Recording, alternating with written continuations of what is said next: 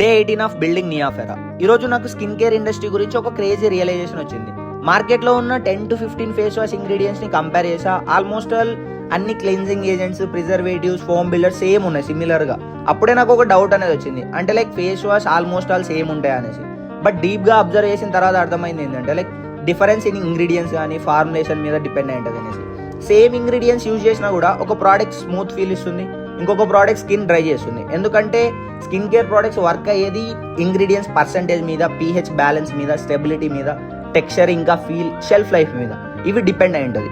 ఇంకొక interesting point ఏంటి అంటే లైక్ ఇంగ్రీడియంట్స్ లిస్ట్లో ఉన్న ఫస్ట్ ఇంగ్రీడియంట్స్ ఎక్కువ పర్సంటేజ్ ఉంటాయి, లాస్ట్లో ఉన్న ఇంగ్రీడియంట్స్ చాలా తక్కువ పర్సెంట్ ఉంటాయి.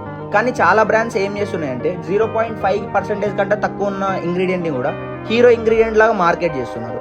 బట్ యాక్చువల్ రిజల్ట్ డిసైడ్ చేసేది కంప్లీట్ ఫార్ములేషన్ బ్యాలెన్స్ అయితేనే.